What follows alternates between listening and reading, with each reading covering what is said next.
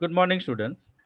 Today we are going to start with our chapter 9 and the fourth phase of service life cycle, that is service operation. In this chapter, we are going to learn some meaning about service operation, some of the principles of service operation, achieving balance in service operation, providing service, stop involvement, operational health, communication, and documentation, which are very, very important topics about service operation. There might be processes of service operations that we will learn followed by this chapter. Service operation. When considering the service operation, it is tempting to concentrate solely on managing day to day activities and technology. You know that after transition phase, the service is completely tested and verified, and now it is at the service at the door of the customer. They are using it, they are utilizing it. हम लोगों ने बात किया था कि transition phase के बाद directly हम लोगों का डे टू डे ऑपरेशंस आएगा और day to day activities operations कब होता है जब सर्विस कस्टमर यूज कर रहे हैं तब service operation nevertheless exist in much greater context. As a part of service management life cycle, it is responsible for the process that optimize service cost and quality. So once service is tested and verified, what exactly we are going to do in a service operation? Day to day operation तो हम करेंगे, लेकिन day to day operation में भी हम लोग ये कोशिश करेंगे कि हम लोगों का जो कॉस्ट है, ओके, वो कम लगे और क्वालिटी हमेशा आइदर कंसिस्टेंट रहे या इम्प्रूव होने का चांसेस होना चाहिए. As a part of organisation, it is responsible for allowing the company to achieve its goal. As the part of technological world, it is responsible for efficient operation of component that support the service. Technological services है तो हम लोगों को operation को और efficient day to day बनाना पड़ेगा, नया technology का वहाँ पे और अच्छे से इफेक्टिवली यूज करना पड़ेगा. ओके. और ऑर्गेनाइजेशन को क्या चाहिए? प्रॉफिट चाहिए, but technical point of view as IT service provider हम लोगों को उसको इफिशिएंट वे से डिलीवर करना है. नाउ इफिशिएंट वे से सिर्फ डिलीवर नहीं करना है, इफेक्टिवली कस्टमर उसको यूज भी करते, कस्टमर को भी वो सर्विसेज यूज करते आना चाहिए. There are some principles of service operations that we are going to learn. First is function. That is the concept.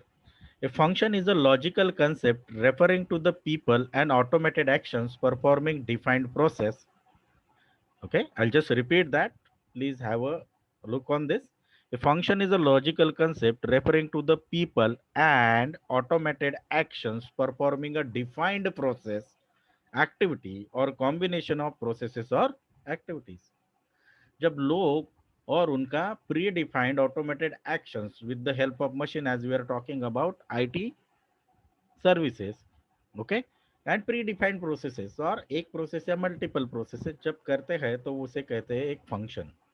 जब लोग और उनके एक्शंस साथ में आते हैं तो दैट इज अ फंक्शन. और वो एक्शंस कैसे होने चाहिए? मर्जी से नहीं है, as per the defined process.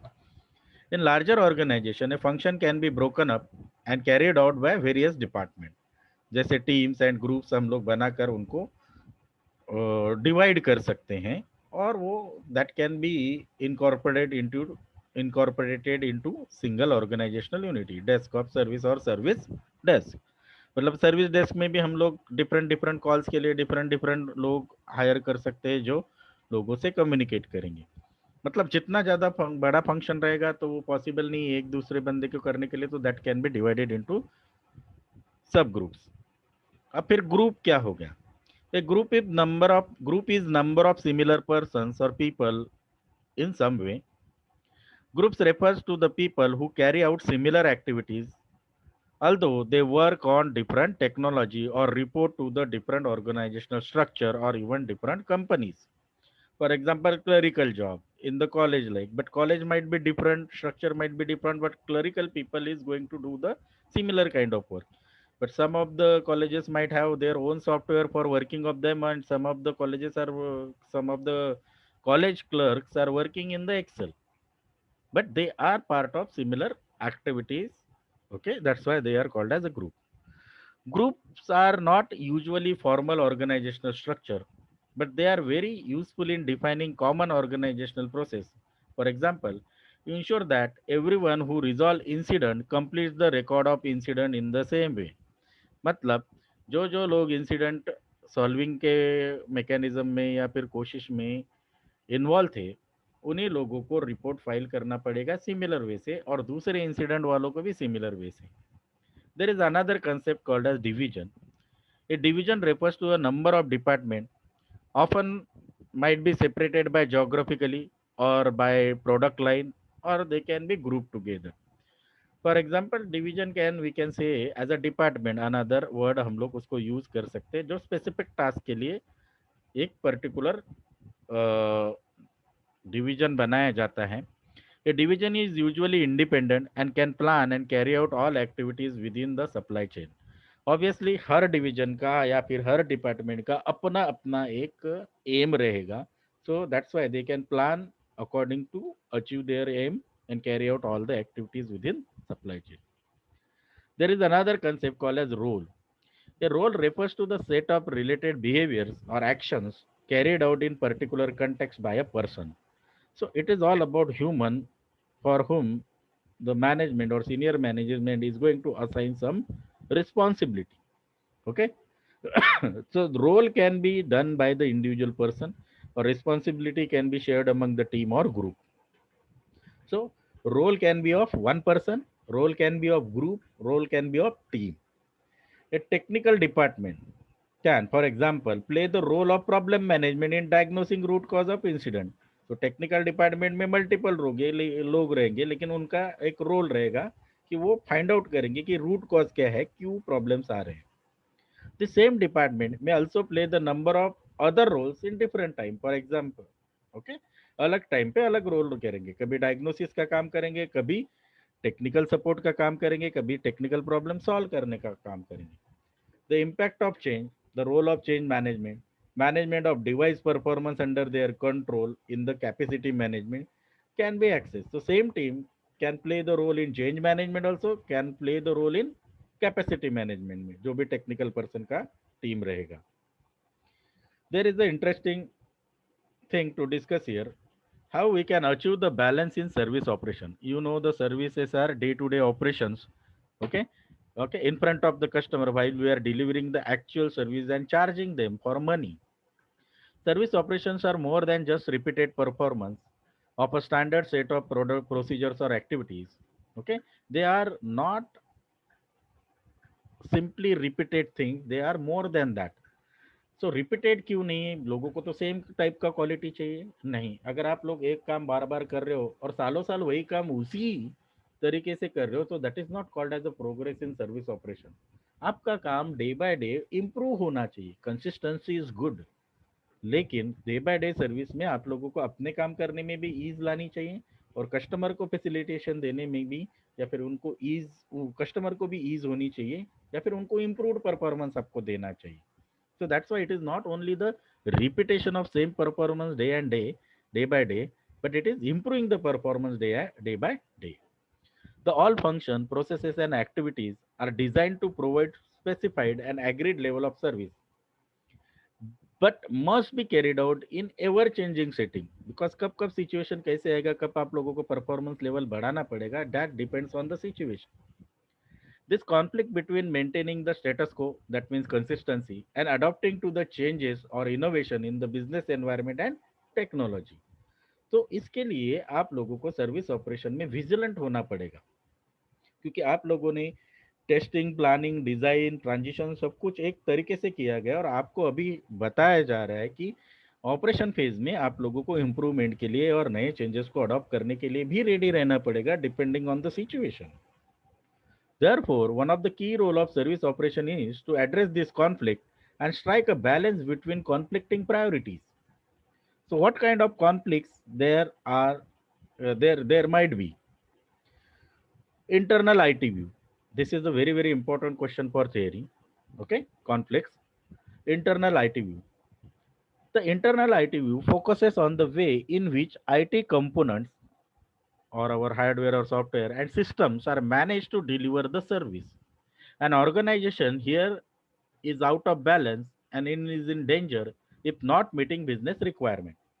So हमारी टीम के लिए एक बैलेंस कैसे बनाना है अलग अलग टॉपिक्स पे, तो हम लोग सोचते हैं कि इंटरनल आईटी में अगर हमारे पास अगर क्वालिटी कंपोनेंट्स नहीं रहेंगे, हार्डवेयर और सॉफ्टवेयर नहीं रहेंगे, तो फिर हमारा ऑर्गेनाइजेशन जो कस्टमर को क्वालिटी रिक्वायरमेंट और बिजनेस रिक्वायरमेंट देने का कोशिश कर रहा है, वो रिक्वायरमेंट हम लोग अचीव नहीं कर सकते। ये हमारे टीम का सोचना रहता है। लेकिन business point of view, external business point of view या फिर ऑर्गेनाइजेशनल पॉइंट ऑफ व्यू क्या होगा? Organization focuses on the way which services are experienced by its users and customers. An organization has business focus. तो यहाँ पे business focus मतलब organisation का maximum business focus किस पे रहेगा? गेनिंग द प्रॉफिट, पैसे कमाने पे रहता है, but tends to under deliver on promises to the business. But because of not having the proper components, फिर वो लोग क्या करते हैं? प्रॉपर क्वालिटी कंपोनेंट्स, उनका प्रॉफिट कम हो जाएगा। इसलिए वो क्या करते हैं? अगर ज़्यादा क्वालिटी कंपोनेंट देंगे तो इन लोगों को ज़्यादा पैसा इन्वेस्ट करना पड़ेगा, ज़्यादा पैसा इन्वेस्ट करेंगे तो प्रॉफिट मार्जिन कम होगा। Okay, you need to understand internal IT view और एक्सटर्नल बिजनेस व्यू का डिफरेंस। ओके, तो इंटरनल आईटी के हिसाब से अगर हम लोगों को कस्टमर को एज पर रिक्वायरमेंट और क्वालिटी देनी है, तो हमारे कंपोनेंट भी उतने ज़्यादा होने चाहिए और उतने क्वालिटी होने चाहिए। ओके, नाउ ये इंटरनल आईटी व्यू हमारे एम्प्लॉय का क्या हुआ? इथिक्स के हिसाब से अच्छा सर्विस कस्टमर को देना है तो ये होना चाहिए। एक्सटर्नल बिजनेस व्यू क्या है यहाँ पे? अगर हम ज्यादा ही क्वालिटी प्रोडक्ट देने लगेंगे तो प्रॉफिट मार्जिन कम हो जाएगा। अब क्या करें? दोनों व्यू सही है, बिजनेस व्यू से प्रॉफिट भी कमाना है, इंटरनल आईटी व्यू से हम लोगों को क्वालिटी भी देना है। So that is what we are going to discuss or we are going to achieve in the service operation phase, a balance between conflicting priority. This priority is going to be by decided by the service provider or the organization or the company itself. Okay, यहाँ पे balance होगा, agreed level of quality देना चाहिए ताकि extra नहीं देना चाहिए, ताकि प्रॉफिट भी हो जाए। सो इन दैट काइंड आप लोग अपना बैलेंस बना सकते हो।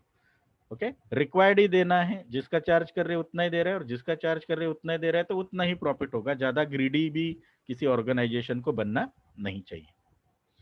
Let us talk about second conflicting thing, stability and responsiveness. No matter how good or well designed the functionality of an IT service is, it will be much less valuable if the service or component are not available or if they perform inconsistently. अगर आपके component stable नहीं है, कितना भी अच्छे से plan किया है, अगर वो प्रॉपर परफॉर्म नहीं कर रहे हैं, ओके, सो वो कुछ काम के नहीं है आपके लिए, वो आपका बिजनेस का एक निगेटिव पॉइंट है। The operation of the service must ensure that the IT infrastructure must be stable, मतलब आप लोगों ने जो आपके टेक्निकल कंपोनेंट्स लगाए या फिर कॉन्फ़िगरेशन किया है, वो कंसिस्टेंट परफॉर्मेंस देनी चाहिए एंड अवेलेबल एज नेसेसरी, जब भी चाहिए। The extreme focus on stability however means that IT risk ignoring the changing business requirement. Okay, पहला बात किया गया यहाँ पे स्टेबिलिटी का one part. What is the stability?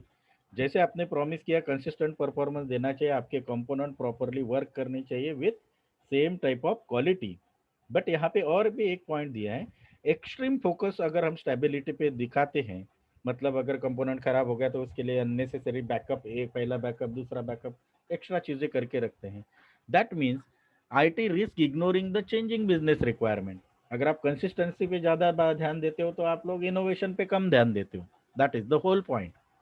So stability भी चाहिए, ज्यादा अगर स्टेबिलिटी की बात करेंगे तो आप लोग चेंजिंग बिजनेस रिक्वायरमेंट का भी आपका रिस्क है। Okay, that is the topic. Versus stability versus responsiveness, मतलब क्या हुआ यहाँ पे? स्टेबिलिटी में हमने बताया कि स्टेबिलिटी तो चाहिए, लेकिन ज्यादा स्टेबिलिटी भी बिजनेस का बेनिफिट के लिए प्रॉब्लम है। दूसरी तरफ responsiveness, innovation. The service operation must recognise that business and IT requirement change. तो मतलब जो भी चेंजेस करने की जरूरत है वो करनी चाहिए, बिकॉज और सर्विस ऑपरेशन में है, अभी हमने कोशिश किया कि ट्रांजिशन में सारे चेंजेस इंप्लीमेंट हो जाए, लेकिन फिर भी डे टू डे ऑपरेशन में हमको कुछ नया चीज, नया फंक्शनलिटी, इनोवेटिव कुछ करना है। So that service operation must recognise the business and IT requirement change, where there is an extreme focus on responsiveness, the IT may tend to overspend on the change and also decrease the stability of infrastructure. So there we have to keep the balance.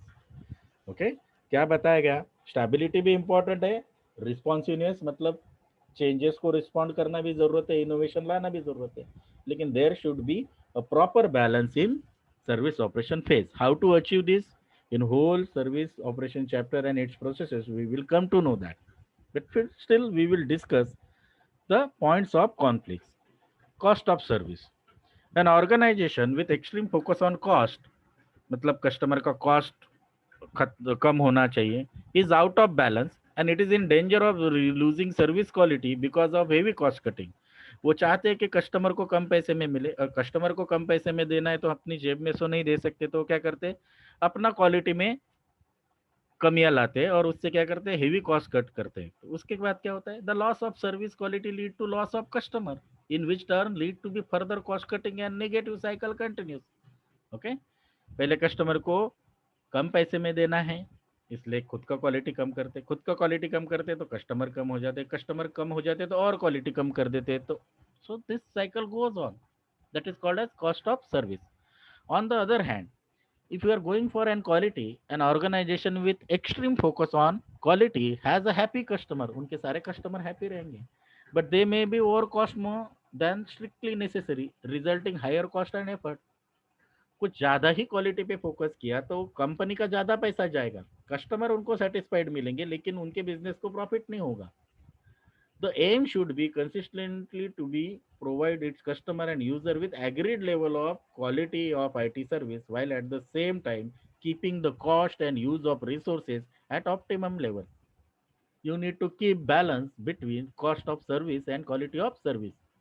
Cost के बारे में भी सोचना है, but extremely cost कम करने के बारे में नहीं सोचना है, क्वालिटी के बारे में ही सोचना है, एक्सट्रीम एक्स्ट्रा क्वालिटी देने के बारे में नहीं, जितना एग्रीड है उतना ही करना है. So that balance we have to achieve in operation phase. The next point of keeping balance is reactive and proactive things. An extremely reactive organization, मतलब कुछ होने के बाद ही काम करेंगे, तब तक सोचेंगे ही नहीं कि उसको अवॉइड किया जाए. Let the earthquake come and then we will think how to solve it. That is the approach. An extremely reactive organization cannot support the business strategy effectively. कुछ होने के बाद ही solution ढूंढेंगे. That is the wrong approach. Unfortunately, many organizations focus on reactive management as the only way to ensure that the service is highly consistent and stable, which actively discourage the employees' proactive behavior. कोई गलती होने से पहले avoid करने का नहीं सोचते हैं, गलती होने के बाद सॉल्व करने का सोचते हैं. You know that solution before problem happens is less costly than solution after something, okay, some after something happens. Proactive measures हमेशा अच्छे रहते हैं. The worst aspect of this approach of reactiveness is that the reduction of effort to invest proactive service management can ultimately increase the effort and cost in reactive activity. बाद में जो आप solve करोगे उसमें ज़्यादा पैसा भी लगेगा, कॉस्ट भी लगेगा, प्लस निगेटिव इंप्रेशन भी गिरेगा. Okay, and increase the stability and consistency of risk भी इन्वॉल्व है कुछ होने के बाद करने का. ऑन द अदर हैंड, अगर आप कुछ ज़्यादा ही प्रोएक्टिव हो जाते हो, and extremely proactive organisation tend to fix service that are not broken. Please, I will just read it out once again. An extremely proactive organization tend to fix services that are not broken. कुछ ज़्यादा ही उत्साही हो जाते हैं, मतलब जिसमें problem नहीं उसको भी रिपेयर कर देते हैं. कुछ ज़्यादा ही प्रोएक्टिव हो जाते हैं, अननेसेसरीली मनी स्पेंड करते हैं, और they introduce the new service that are not at needed. जो चाहिए नहीं वो भी बना के रखते हैं, जिसका बैकअप नहीं चाहिए वो भी चीज़ें परचेस कर लेते हैं, आगे फ्यूचर में लगेगा तो. Unnecessarily purchase, resulting in higher levels of change, cost, and effort. This also comes as a cost of stability to the infrastructure and quality of service already being delivered. तो ये costing में भी ज़्यादा होता है. So what balance you have to keep in service operation? You should not be overreactive or you should not be over proactive. You need to keep a balance between reactive and proactive. There must be a proper balance of sorry, reactive actions and proactive actions. Providing a service. All staff at the service operation must be fully aware that they are there to service the company and company ka customer. They must provide timely and professional and courteous service to enable the company to carry out its own activities so that business needs to be commercial customers are met and the company thrives, company sustain हो जाएगा, company आगे बढ़ेगा, grow होगा. कब होगा? अगर professional कर्टिशियस उनके employees रहेंगे तो timely service.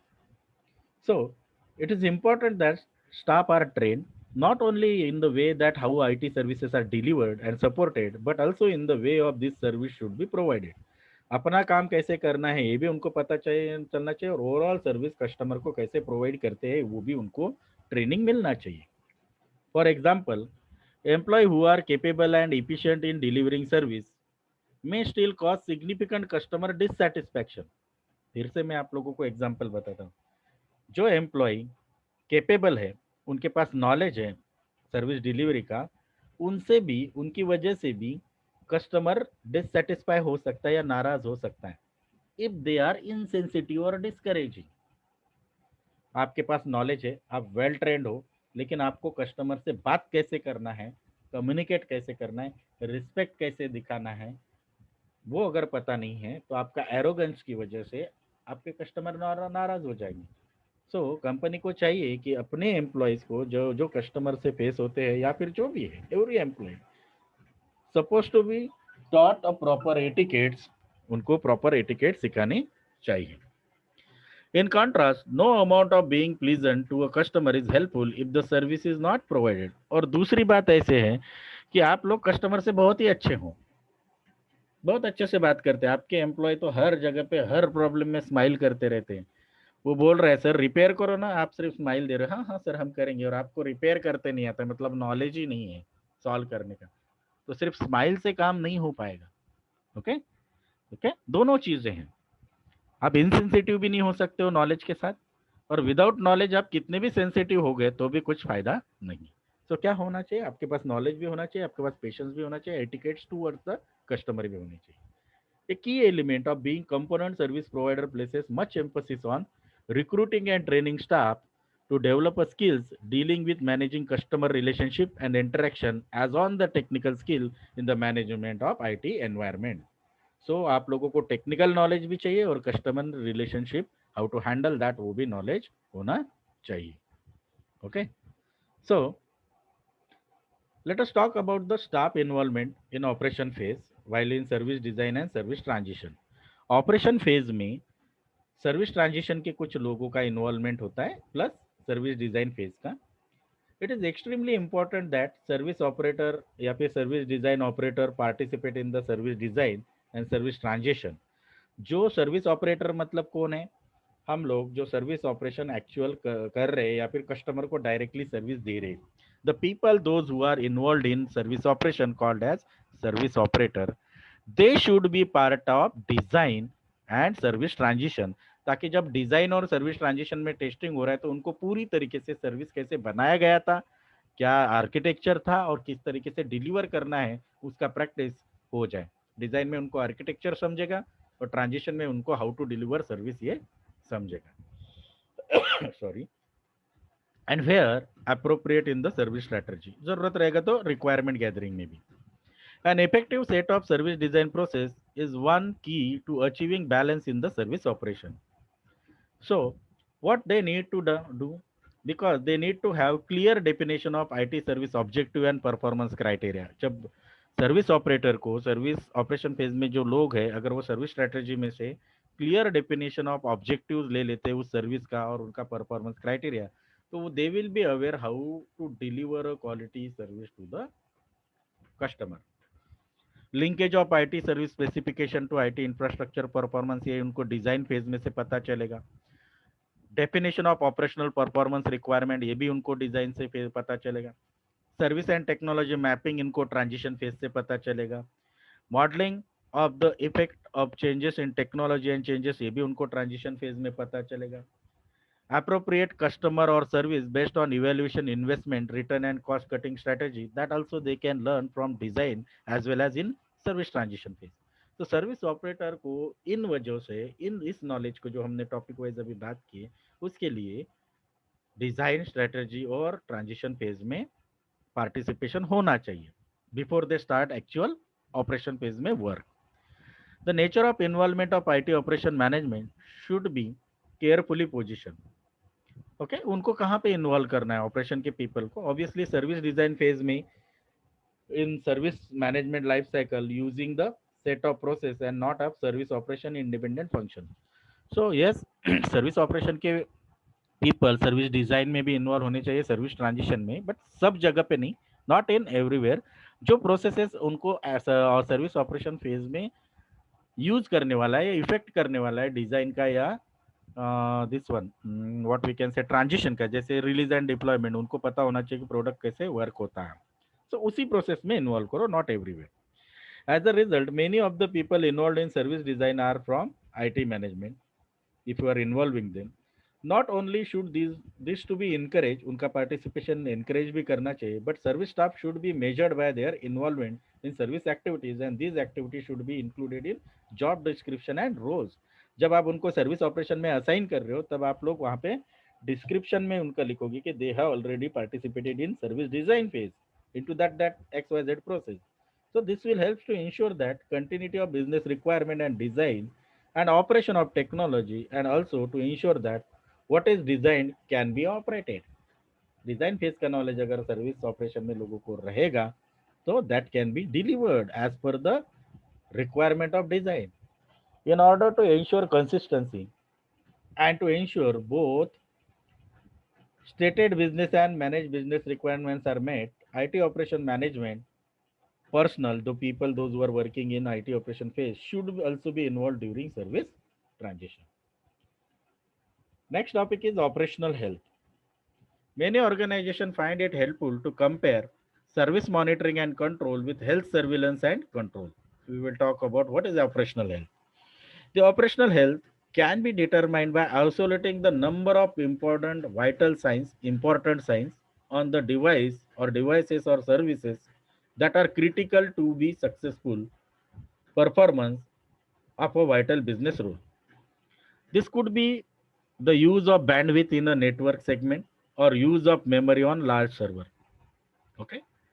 So business health या फिर ऑपरेशनल हेल्थ डिपेंड करती है IT सर्विस जो भी एक टेक्निकल टाइप की सर्विस है उसके कंपोनेंट या फिर कॉन्फ़िगरेशन आइटम का परफॉर्मेंस में अगर कहीं पे 1 TB का हार्ड डिस्क चाहिए बिकॉज डेटा स्टोरेज ज़्यादा है तो वहाँ पे 1 TB का ही हार्ड डिस्क देना चाहिए अगर कहीं पे 8 GB रैम या 16 GB रैम किसी मशीन को चाहिए for higher processing of algorithm तो वहाँ पे वही रैम मिलनी चाहिए ओके दूसरा बैंडविड्थ के बारे में यहाँ पे एग्जांपल दिया अगर आप लोगों को 2 MBps 3 MBps 4 MBps जितना भी MBps का बैंडविड्थ चाहिए अगर आपका सीरियस या फिर रिस्की एनवायरनमेंट में आपका सर्विस है okay life and okay life उस पर डिपेंडेंट है हाई रिस्क एनवायरनमेंट जिसे बोलते हैं वहाँ पे आपको हायर लेवल ऑफ बैंडविड्थ देना चाहिए if this signs fall within the normal ranges the system health okay अगर वो है अपने रिक्वायरमेंट के हिसाब से then we can say that our system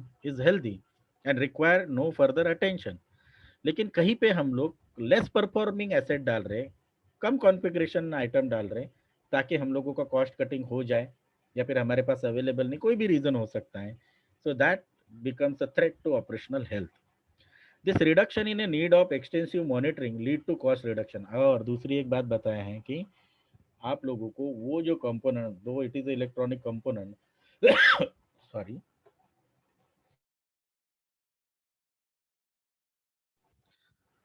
so if our particular components for any reason if even though they are electronic component if it is not monitored okay if it is not reviewed periodically then they might fail because electronic component का आप कोई guarantee नहीं ले सकते हो भले 2 साल का गारंटी दिया इसका मतलब ये नहीं कि 2 साल के अंदर वो खराब नहीं होगा गारंटी का मतलब है 2 साल में अगर खराब हो गया तो कंपनी विल रिप्लेस और डू समथिंग रिपेयरमेंट और maintenance you understand so if you want that our operational health to be proper or in a good way then you need to not only to provide the required configuration items but as well as you need to make sure that all configuration items are working properly and periodically आप लोगों को उसका monitoring extensive monitoring करना पड़ेगा उससे क्या होगा, आपका कॉस्ट रिडक्शन होगा। आप बोलोगे मॉनिटरिंग का पैसा बढ़ गया,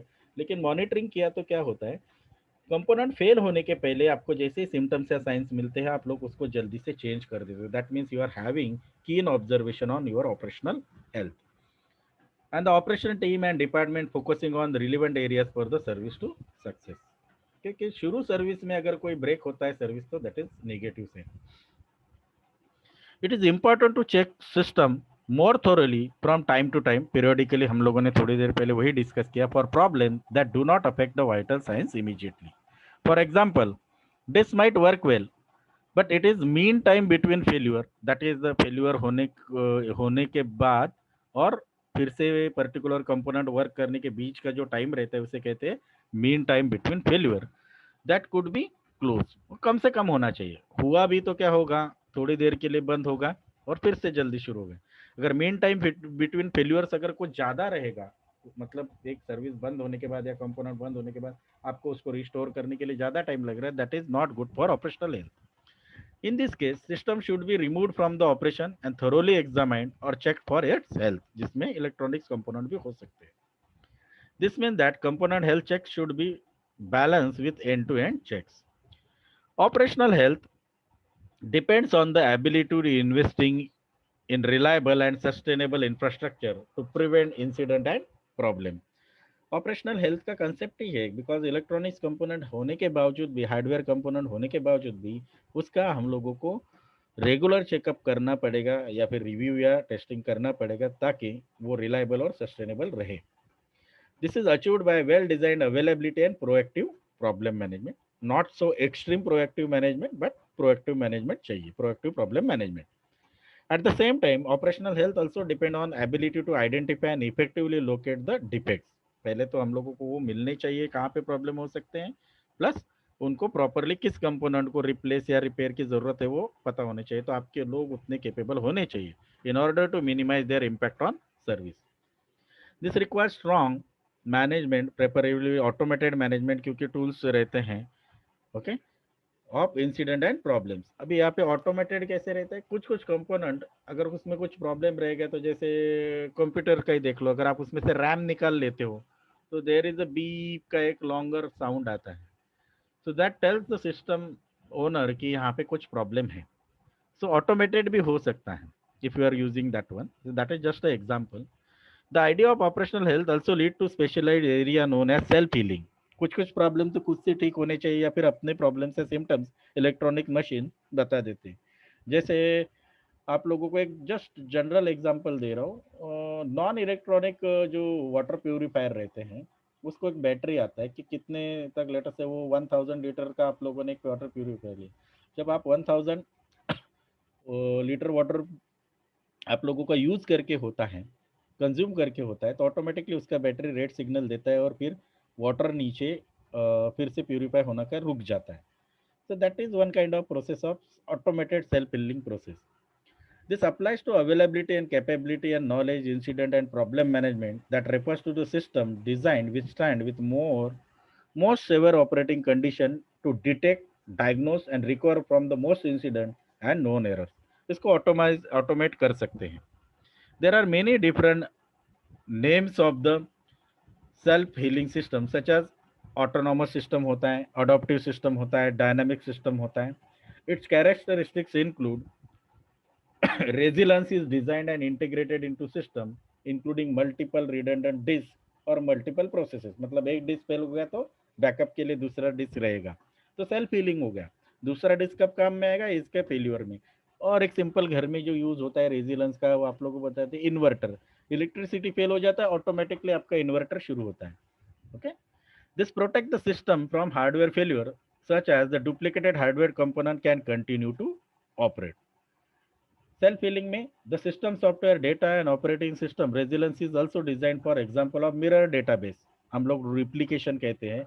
ओके, अगर एक डेटाबेस का सर्वर फेल हो गया तो इमीडिएटली दूसरा वर्क करना शुरू करता है। The ability to transfer processing from one physical device to another without service interruption, this could be a response to failure because the device achieves high level of utilization. Okay, that happens sometimes. Service interruption का, but service interruption can be response because device आप लोगों को high level का achievement करता है। जैसे कोई battery रहती है, अगर उसको ओवर चार्ज कर दिया तो वो रेड एलईडी ब्लिंक करता है, तो और सम साउंड जनरेट करते हैं, कुछ सर्वर ओवर हीटिंग हो गए तो so that is response to failure, कि पता चलता है कि फेल होने वाला है तो इमीडिएटली वो सर्वर बंद कर सकते हैं। Installed monitoring tools that allow system to detect events and determine whether or not these normal operations. correlation engine, this allows the system to determine the importance of each event and to determine whether there is a predefined response to it। कुछ कुछ जैसे मैंने बोला automated response देते हैं devices या system, software भी कभी कभी आप लोगों को, जैसे आप लोगों को वैलिडेशन है, that is one kind of process कि रॉन्ग इनपुट है वो वैलिडेशन करता है। The ability to generate a call for a human intervention by raising an alert or generating an incident, this can be automated।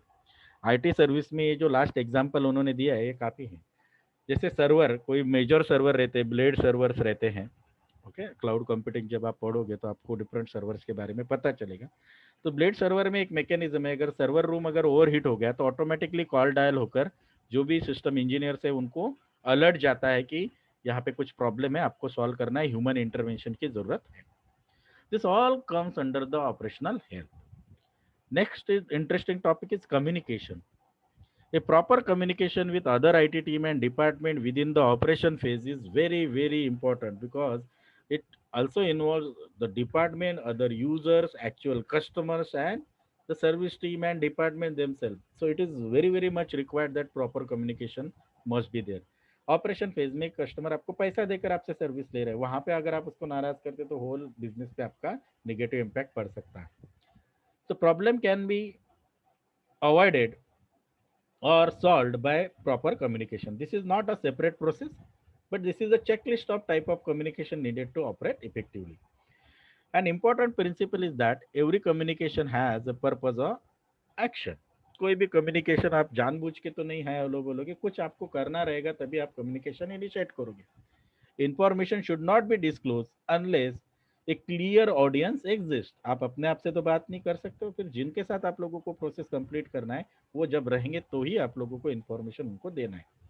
Moreover, the audience should have participated actively in determining need for this communication। उनको पता होना चाहिए कि हमसे ये बात किस context में हो रही है and what they will do with that information। किस तरीके के कम्युनिकेशंस होते हैं। Routine operational communication, day to day जो कस्टमर से ग्रीट करने का कम्युनिकेशन रहता है वो। फिर जब शिफ्टिंग होता है, जैसे 8 8 आवर्स का शिफ्ट रहेगा, 3 शिफ्ट में अगर मेरे सर्विस का काम हो रहा है तो एक शिफ्ट चेंज होती है तो दूसरी शिफ्ट शुरू होती है, तो पहले शिफ्ट वाले दूसरी शिफ्ट वाले को अपना इनपुट देते हैं, वो communication between the shift. Performance reporting monthly या वीकली जो रहता है वो।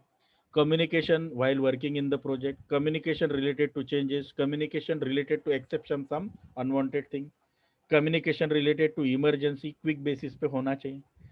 ट्रेनिंग ऑन न्यू और customized process and service design, communication of strategy and design to service operation की वहां पे प्लान में क्या था, इम्प्लीमेंट क्या हो रहा है। This is just the example, there might be many type of communication is required and that has to be done in proper polite way।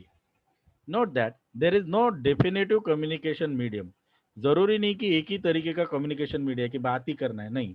आप फोन पे बात कर सकते हो, आप चैट कर सकते हो, आप कॉल कर सकते हो, कोई एक जगह फिक्स नहीं। आप चलते चलते बात कर सकते हो, चाय पीते के वक्त बात कर सकते हो। ओके, और कितना फ्रिक्वेंटली, 5 मिनट के बाद बात करना चाहिए, ऐसा फ्रीक्वेंसी भी नहीं, जब जरूरत रहेगा तो। Communication has to take place in a meetings in some organization, कुछ ऑर्गेनाइजेशन में मीटिंग्स में होता है। Other organization prefer to use their service management tools for email or communication। Therefore, there should be communication policy for each team or department and for every process। Communication policy होना चाहिए, उनको किस rule के हिसाब से एक दूसरे से बात करनी चाहिए। पॉलिसी इसलिए चाहिए कि अननेसेसरीली इंफॉर्मेशन डिस्क्लोज भी नहीं करना चाहिए, ओनली रिक्वायर्ड करना चाहिए उसके लिए। अदरवाइज इनफॉर्मल कम्युनिकेशन तो सब जगह पे होता है, बट फॉर्मल कम्युनिकेशन के लिए पॉलिसी चाहिए। Well it should be formal, the policy should not B complex और कम्बरसम। लोगों को पता ही नहीं चल रहा है कि कम्युनिकेशन पे क्या बैन है। बैन नहीं है, रूल्स एंड रिस्ट्रिक्शन है, ज़्यादा डिफिकल्ट नहीं होना चाहिए। For instance, manager may require all the changes communication to be send by email as long as this is specified in standard operating procedures of the department SOPs। Okay, It is not necessary to create separate policy. The list of option for communication can be email to the traditional client or mobile devices, SMS, pager, instant messaging, chats, voice over protocol, VoIP, teleconference, virtual meeting, document sharing. So these are just a way of communication जो feasible है, जो easily और जो quickly जो useful है सबके लिए, इस तरीके का मीन्स कम्युनिकेशन के लिए यूज करना चाहिए, rather forcing on only one type of communication. So communication में एक सब टॉपिक है meetings. Various organization communicate in various ways. They tend to rely on email and teleconference facilities when organizations are distributed. Okay, अलग अलग तरीके रहते हैं. कुछ organisation अपने अपने हिसाब से कम्युनिकेशन ईमेल से करते हैं, कुछ टेलीकॉन्फ्रेंस से करते हैं. Organization with more mature service management process, जिसका एक्सपीरियंस ज़्यादा रहेगा, वो and tools tend to rely on communication tools and processes. Other organization prefer to use meeting to communicate. The meetings also tend to increase the cost. अगर meeting आप लोगों को करना है तो आपको मल्टीपल डिपार्टमेंट के लोग बुलाना पड़ेंगे, तो ट्रैवलिंग कॉस्ट बढ़ेगा, टाइम स्पेंड का कॉस्ट बढ़ेगा. फिर मीटिंग में लोग आते हैं तो सिर्फ फॉर्मल डिस्कस नहीं करते, मीटिंग के पहले इनफॉर्मल डिस्कशन करते हैं, मीटिंग के बाद में डिस्कशन करते हैं, तो एक्स्ट्रा टाइम स्पेंड होता है. रिफ्रेशमेंट लगता है, चाय पानी, उसका खर्चा बढ़ता है. The purpose of meeting is to communicate an effective set of goals और activities to group of people. एक जगह पे उनको लाने का पर्पज है कि उन लोगों को क्लियर मैसेज जाना चाहिए और कुछ तो भी उस मीटिंग से सक्सेसफुल आउटकम निकलना चाहिए. Meeting should be brief. Brief होनी चाहिए, ज़्यादा लेंदी नहीं होनी चाहिए, वेल कंट्रोल्ड होनी चाहिए, लोगों ने बीच में अपने अपने इशू नहीं निकालने चाहिए. And action should be facilitated, कुछ आउटकम आना चाहिए. It is not a good rule to hold a meeting if the information is effectively communicated by automated means. मतलब अगर आपका काम एसएमएस से हो रहा है, आपका काम ईमेल से हो रहा है, एक टेलीफोन कॉल से हो रहा है, तो वो न करते हुए मीटिंग लेना रॉन्ग है. अगर ऑटोमेटेड मीन से आपका कम्युनिकेशन और काम हो रहा है तो कब करो, और मीटिंग इसी रीजन से बुलाओ बुलाओ कि जब नॉर्मल मैसेजेस से मैसेज कन्वे नहीं होगा, ऐसी ही चीज के लिए आप लोगों को मीटिंग बुलानी चाहिए. The crucial factors of successful meeting include, you need to develop and communicate the clear agenda of meeting to ensure that meeting achieve its objective and to help the facilitator prevent the hijacking of meeting by participant. अभी hijacking of meeting of participant मतलब कोई hijack करता है actually नहीं. Meeting चल रहा है किसी सीरियस टॉपिक पर, कोई दूसरा ही टॉपिक और वो टॉपिक भटक जाता है, किसी तीसरे ही इश्यू पे डिस्कशन चालू हो जाता है. तो that is called as meeting hijacking. कोई एक बंदा जो मेन एजेंडा के पॉइंट है वो छोड़ के कुछ दूसरा डिस्कशन शुरू करता है और पूरे मेंबर्स फिर उसमें इन्वॉल्व हो जाते हैं. तो that is called as hijacking of meeting. So this should not be done. Ensure that participant rules are participating rules are understood. Every participant जो मीटिंग में उसको रूल्स पता होने चाहिए, कब बोलना है, क्या बोलना है. Okay. Organization tend to have a formal set of rules for the meeting that vary from relatively to informal to very formal, depends on the organization policy. Take advantage of notes and record issues that are not directly relevant to the purpose of meeting but can be requested if there is need for debate. अगर agenda में नहीं लिखा है लेकिन normal discussion के बाद कुछ topic raise होते हैं, तो इफ द टाइम परमिट्स, जगह है वहाँ पे, तो यस आप उसको ले सकते हो, but that suppose to be related to the purpose of the meeting. मतलब एजेंडा में 4 पॉइंट लिखे हैं और डिस्कशन में और एक फिफ्थ पॉइंट आया है, तो that can be also taken, but it must be related to purpose of meeting. Meeting minutes, जैसे मिनट्स ऑफ द मीटिंग कहते हैं. There must be a rule to set with between minutes are taken. Meeting होने के बाद उसमें कौन से topic discuss किए थे, क्या क्या डिसीजन लिया गया था, उसका रिकॉर्ड जो लिखा जाता है पॉइंट वाइज, और सबके सिग्नेचर लिए जाते हैं जिन्होंने मीटिंग अटेंड की है. That is called the minutes of meeting. It is one kind of report of meeting. Minutes are used to remind the people of the action assigned to and monitor the progress of deliberate actions. Minutes of meeting सबको publish किए जाते हैं ताकि meeting के बाद भी और आगे भी जो डिसीजन लिए उनको पता रहे कि हमने क्या एग्री किया था. Use techniques to encourage appropriate involvement. One technique for talking about improvements is the one of the part. Okay, talking about improvement, participants are encouraged to list items they want to keep, things to stop, initiatives or action they want to start. That can be the points of meeting. There are different types of meetings. we are in the topic communication. In that we have learned the first subtopic called as meeting, और meeting का भी सब topic है operation meeting. The operation meeting between managers of IT operation department, teams of groups, normally held at the beginning of every working day or week. The purpose of this type of meeting to inform the staff of any operational issue such as schedule में कुछ change हो गया, events में कुछ change हो गया, maintenance schedule में change किया, तो वीक के स्टार्ट में या फिर डे के स्टार्ट में एक छोटा मीटिंग होता है, जस्ट 5 to 10 मिनट्स का, उनको वो बताया जाता है.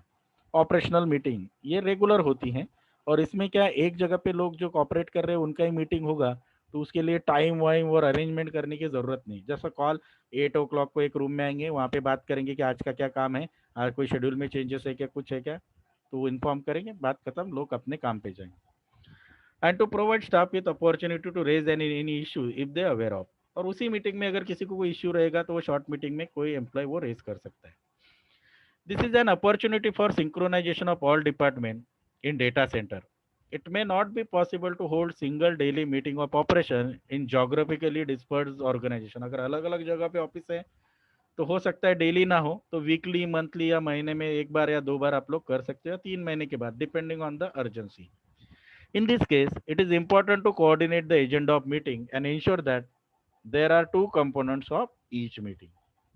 The first part of meeting will cover the aspects applicable to entire organization, because वो geographical separated location पे आपको ले रहे हो, तो वो मीटिंग में कोई भी वेस्ट एजेंडा पर टॉपिक नहीं रहेगा. बट वो मीटिंग इसलिए ले रहे हैं क्योंकि एक डिपार्टमेंट का इशू रहेगा तो वहीं पे मीटिंग लेके खत्म करेंगे. मीटिंग इसलिए ले रहे हैं क्योंकि मल्टीपल डिपार्टमेंट उसमें चाहिए. तो पहला एजेंडा होना चाहिए कि दैट फर्स्ट एजेंडा और first topic will cover the aspect applicable to entire organization. किसी एक डिपार्टमेंट का इश्यू वहाँ पे डिस्कस नहीं होना चाहिए फर्स्ट पॉइंट में. The second part of the meeting can cover the aspect which will only apply to local region, local operation, local schedule, local equipment, जहाँ पे मीटिंग हो रही है वहाँ पे. तो वहाँ पे अरेंज इसलिए किया क्योंकि वहाँ पे भी प्रॉब्लम है जो ओवरऑल ऑर्गेनाइजेशन को अफेक्ट कर सकते हैं. ओके, तो दिस टाइप ऑफ थिंग. अगर आप जोग्राफिकल डिफरेंट डिपार्टमेंट का लोकेशन डिपार्टमेंट है आपके और उनके लिए मीटिंग्स कंडक्ट कर रहे हो, तो पहला पॉइंट्स आप लोगों को कवर होना चाहिए, that is related to entire organization, और जहाँ पे मीटिंग हो रहे हैं उनके पॉइंट्स बाद में. Second, the operation meeting is normally chaired by the IT operation manager or a senior operation manager, and it is attended by all managers and supervisor. It is also helpful to have at least one representative at the meeting from the service desk, because उनको customer से communicate करना है, though we are in operation phase, so that they are aware of any situation that may be lead to incident. Department or group or team meetings.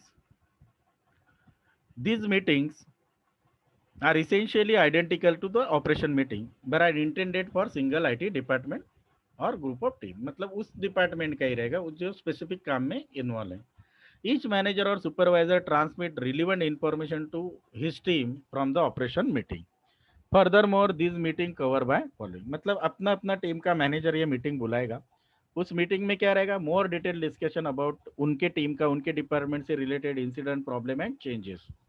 Okay, क्या क्या बात discuss करेंगे, अब तक क्या प्रोग्रेस हुआ, confirmation of what still needs to be done, और क्या करना है, कितना टाइम लगेगा, estimation completion time of doing something, request for additional resource if required. Obviously वो अवेलेबिलिटी और कैपेसिटी मैनेजमेंट के पास रिक्वेस्ट करेंगे, बट यहाँ पे मीटिंग में डिस्कस करेंगे और फाइनलाइज करेंगे. डिस्कशन ऑफ पोटेंशियल प्रॉब्लम और some concern, confirmation of staff availability और रोस्टर ड्यूटीज, अगर चेंज करना रहेगा तो व्हाट इज द रोस्टरिंग, कौन से दिन को कौन क्या काम करेगा. ओके, स्टाफ अवेलेबिलिटी का कंफर्मेशन, कोई सिक गिर हो सकता है तो उसके जगह पे दूसरे को बुलाना पड़ेगा. वैकेशन का शेड्यूल, ताकि वर्क इफेक्ट ना हो, इसे रोस्टरिंग कहते हैं. ये सारे लोग एक साथ वैकेशन नहीं लेते, अल्टरनेट लेते हैं. Next meeting is customer meeting. From time to time meeting with customers are necessary apart from regular meeting at the level of service. Example include after serious incident monitoring. क्योंकि अगर कोई बड़ा problem हो चुका है, service बंद हो गई थी, तो ऑब्वियसली आप लोगों को कस्टमर से मीटिंग करना पड़ेगा और उसको ट्रस्ट बढ़ाना पड़ेगा कि इंसिडेंट हुआ था, हमने क्वालिटी से उसको सॉल्व किया और there is no nothing to worry. The purpose of this meeting is to repair the customer relationship but also ensure that IT has all the information required to prevent recurrence. हम लोगों को उसको trust देना है कि we are technically sound. Customer can also give information about on unforeseen business effects. वो खुद भी बोल सकता है कि क्या प्रॉब्लम हुआ सर्विस के इंसिडेंट की वजह से, और आगे हमारे बिजनेस को कुछ प्रॉब्लम होगा क्या जो हम लोग नहीं दे पा रहे, कस्टमर पॉइंट से वो देख पाएंगे. This meeting helps to agree on actions for similar incident in the future. A customer or client forum that can be used for variety of purpose, including testing ideas for new service or solutions or collecting new revised service और procedures जो भी रहेगा customer point of view, हम लोग उसको सुनेंगे और वो रिकॉर्ड करेंगे. A client forum is usually regular meeting with client to discuss the areas of common concern, जैसे इंप्रूवमेंट कहाँ पे करना है या फिर प्रॉब्लम कैसे सॉल्व करना है, उसके लिए कंपनीज क्लाइंट फोरम बनाते हैं. Let us complete the last topic of the day, documentation. The management of IT operation and all technical and application management teams and department are the part of creation and maintaining of range of document. बहुत सारे document रहेंगे, technical team भी रहेंगे, application management team रहेंगे, overall IT team भी रहेंगी, और operation management में जितने भी टीम लोग काम कर रहे हैं वो सब लोग इन्वॉल्व रहेंगे, अपने अपने हिसाब से उन पे ये रिस्पॉन्सिबिलिटी रहेंगी. डॉक्यूमेंटेशन क्रिएशन और मेंटेनेंस में this include definition and maintenance of manual of processes, लोगों को जो दिया जाता है how to do the work, okay, और how to use the service customer को दिया जाता है, these are manuals. Okay, all phases need to be establish their own technical manuals for procedure. This must be kept up to date and new material must be added under change control. अगर कुछ changes होता है तो change control के साथ आना चाहिए, up to date information होनी चाहिए. It should be remembered that their procedure should always be structured to meet objective and constraint defined in the service management process, such as up to the higher level of requirement, such as service level management. There should be participation in the process of creating and maintaining planning documents. For example, capacity and availability plan हमारे पास होने चाहिए, उसके accordingly हमारे plan में फिर हमारा documentation जिस तरीके से हम कैपेसिटी और अवेलेबिलिटी का यूज कर रहे हैं. Okay, plus IT continuity service plan. Okay, setting up and maintaining the portfolio service, this is again another example. This includes the quantification and cost of determination of the operational feasibility of each service proposed through the documentation. It is expressed with the use of documentation. There should be participation in the creation and maintenance of the service portfolio. This will include quantifying cost and establishing the operational feasibility of each proposed service. So your documentation must get that details to, so that we are able to quantify it कि क्या क्या cost होने वाला है आगे के दिनों में. अभी ऑपरेशन में ये कॉस्ट चल रहा है, लेकिन अगर आगे से ही प्रॉब्लम आएंगे, वो आगे क्या कॉस्ट बढ़ाना है या घटाना है या कंटिन्यू रखना है, वो हमारे डॉक्यूमेंटेशन में और रिपोर्टिंग में पता चलना चाहिए. There should be participation in the definition of maintenance of service management tool that work instruction in order to meet reporting equipment. Automate होना चाहिए reporting. There is always a need to have updated and thorough documentation to make the service operation successful. That's all for the day. We are stopping here. There are a few questions related to service operation and its principle. Thank you so much, student, for listening patiently. Thank you.